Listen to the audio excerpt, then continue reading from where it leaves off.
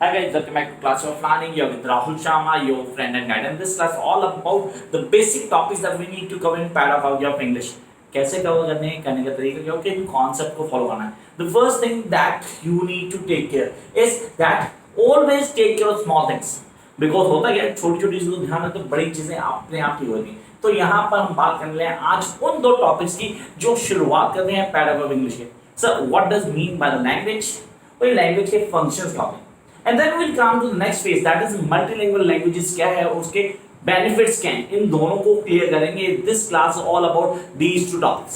अब इन दोनों टॉपिक्स को वर्कआउट करने के लिए हमें क्या चाहिए, हमें चाहिए notebook pen so that you can write down. जो मैं बोर्ड पे शेयर नहीं करूंगा वो आप लिख लेंगे.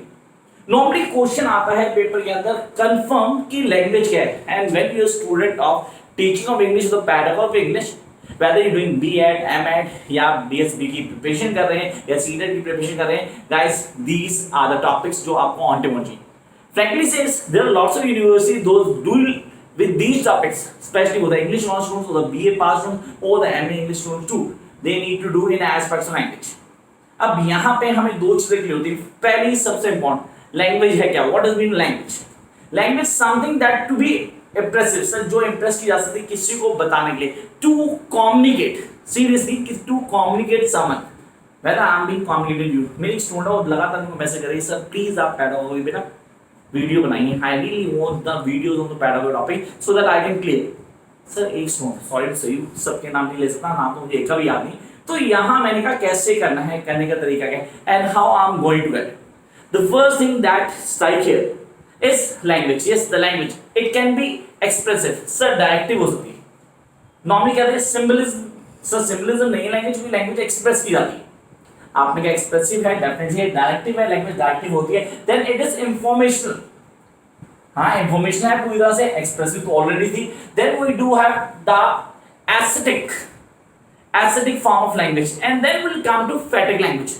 Sir, मैंने ना actually function language बोली. तो पहले हम बात करते हैं लैंग्वेज की, that what you mean by language. अब इस लैंग्वेज को डिफाइन करने के लिए खाली लैंग लिख के डॉट करना, सर एब्रिविएशन यूज करी, लेकिन अब इस लैंग्वेज को पूरा क्लियर करना, कई अलग अलग डेफिनेशन हो सकती है. You do have the definition of your own in language. तो डेफिनेशन क्यों शेयर नहीं की बोर्ड के ऊपर, क्योंकि लैंग्वेज की आप कोई भी डेफिनेशन देते हैं वो गलत नहीं होगी, 100% sure. English do have lots of definition for the language, वो पर्टिकुलर आप कोई भी लिख सकते हैं. लेकिन हाँ, जब हम बात करते हैं इसके फंक्शंस की, फंक्शन लैंग्वेज, तो पहले करने का तरीका क्या है. पहले लेते हैं शॉर्ट नोट्स का पहला टॉपिक. तो आपको language, importance of language, normally इसको बोलता हूं मैं, तो this is known as to be the importance of language. So देखो इंपॉर्टेंट का मैंने एब्रिविएशन डाल दिया. एब्रिविएशन शॉर्ट फॉर्म्स आजकल चल रही है, सीरीज में बोलते हैं सर, लेकिन याद रखना ये शॉर्ट फॉर्म्स ये आप एग्जाम में नहीं लिख सकते. You cannot write down these in examination क्योंकि वहाँ नंबर कट जाएंगे. And the teacher want from your side that you have to write down the perfect answer, means the complete words. तो यहाँ क्लास को ब्रीफ करने के लिए हम क्या करते हैं, एब्रिविएशन यूज करते हैं. ये भी लैंग्वेज का पार्ट है, इससे मैं यूज कर रहा हूँ. तो यहाँ आ गया इंपॉर्टेंस ऑफ लैंग्वेज. अब बात करते हैं functions of language. Normally function, अगर सब फंक्शन की बात आती है तो it looks like a tree.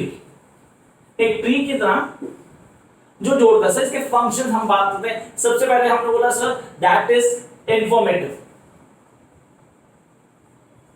या language is informative. The first thing that comes in mind, sir it must be informative. हाँ बिल्कुल ठीक है, इंफॉर्मेटिव तो है, क्यों इंफॉर्मेटिव नहीं होगा तो काम नहीं कर पाएगा. Then sir it must be expressive. The first informative, second expressive. And guys, make sure when you're writing the answer, please don't make that diagram in that exam, क्योंकि वहां पर आपको समझाना ही नहीं किसी को, वहां आप आंसर लिखेंगे. Why I'm being doing this, दिमाग में आ रहा है कि आपके ऊपर, ताकि आप बहुत easily grab कर पाए. इससे कि tree and the different branches, that is functions. तो first आपने बोला informative and the second will come with the expressive. Then we need to come to the next one, that is directive.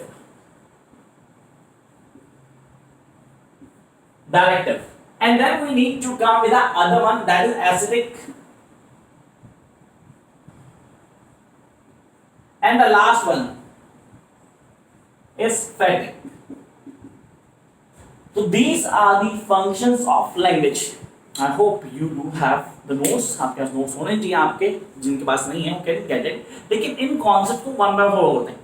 आपने का first question, very first question, sir इनको कैसे clear करते हैं, पहले क्लियर करते हैं one by one. The first thing informative, language always informative. Sir जरूरी है इंफॉर्मेटिव होनी चाहिए कि हम किसी चीज को डील करें, किसी से बात करें, मैं उसको इंफॉर्मेटिवली यूज कर रहा हूँ। हाँ आई एम यूजिंग इट, मतलब इन्फॉर्म करना यार की चीजें मत करना। जैसे एक क्लास है, इस क्लास में आपको बताऊँ इंपॉर्टेंस लैंग्वेज क्या है, उसके बेसिस में लैंग्वेज जरूरी है ताकि हम कम्युनिकेट कर पाए, हम आगे बढ़ पाए, बेसिस को समझ पाए। Then we come to the next one, expressive. Sir how do I express myself when I use the language. जब किसी लैंग्वेज को यूज करूंगा तो मैं एक्सप्रेसिव हूँ, सीरियस में एक्सप्रेसिव हूँ, उसको डील कर रहा हूँ, कैसे करना है, करने का तरीका क्या है, किन कॉन्सेप्ट को समझना है, तो ये आ गया expressive. And then directive, Hey, I'm directing you guys कि आपने क्या करना है, आपने जैसे एब्रिविएशन यूज करने हैं नहीं करने, आपने ऐसे चार्ट बना के शो करना है नहीं करना, then this is known as to be expressive.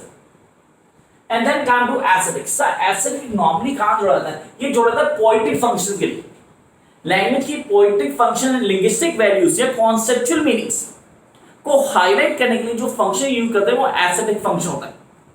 Normally nobody have an idea regarding that aesthetic function। अगर आप देखें तो लिटरेचर के लिए अलग डिक्शनरी भी होती है।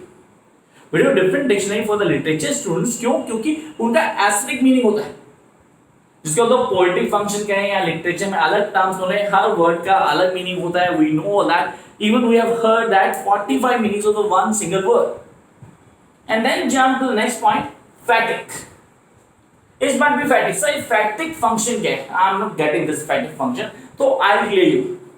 समटाइम हम किसी कम्युनिकेट कर रहे थे लेकिन बात करने कुछ है नहीं यार, तो क्या बोलते हैं, क्या चल रहा है, हाउ आर यू, अच्छा क्या हुआ, क्या खाया, क्या भी, ये बातें करने वाली उतनी सीरियस नहीं होती, लेकिन फिर भी ये बातें की जा रही होती है। Reason, we don't have any other thing to talk, and this function known as phatic function. तो ये है हमारा नॉर्मल फंक्शन, इसको बोलते हैं phatic function. It is unimportant communication just begin time pass, मतलब टाइम पास करने के किसी भी कोई भी डिस्कशन कर लेना, that is known actually fatigue function of language. तो आई होप यहाँ पे हमें पूरा कॉन्सेप्ट क्लियर, हमें समझ में आया कि यार क्या है फैटिग फंक्शन, क्या होता है, उसको कैसे पढ़ते हैं। अब रह गया second part. Now we are going to talk about the second part, that is सब मल्टीलिंगुअल अप्रोच। अब ये मल्टीलिंगुअल अप्रोच क्या है, वो कैसे समझेंगे, उसके कॉन्सेप्ट क्या है, and how are going to crack that point, दिमाग में आता है। तो इसके लिए ना छोटा ब्रेक लेंगे, थोड़ी देर में एक वीडियो दोबारा अपलोड करने वाला हूँ जल्दी, ठीक है, जिसमें मल्टीलिंगुअल अप्रोच बताऊंगा आपको। मल्टीलिंगुअल अप्रोच क्या होती है, कैसे समझेंगे, समझने का तरीका क्या है, किन बेसिस को क्लियर करें। Till then keep watching, like share and subscribe, and don't forget to share the video with other people, those who really need, जिनको समझना कि यार मल्टीलिंगुअल अप्रोच है क्या और कैसे कर दिए। Along with that I must tell you guys कि अब टाइम होता है तो हम प्रिपरेशन करनी शुरू कर देते हैं। Yes we all are at home, be safe guys, please be safe, try to avoid outgoing किस तरह की कहीं भी बाहर जाना बंद कीजिए जितना हो सके, क्योंकि हम सेफ हैं तो हर चीज कर पाएंगे। तब तक बैठे और पढ़ें। ये क्या किया मैंने आपको डायरेक्ट किया एक्सप्रेसिव फंक्शन कॉन्सेप्ट किया, तो ये बेसिक था सिर्फ, बाकी जल्दी मिलते हैं नई वीडियो साथ। And you guys can follow me on Insta, my name of class, bye guys.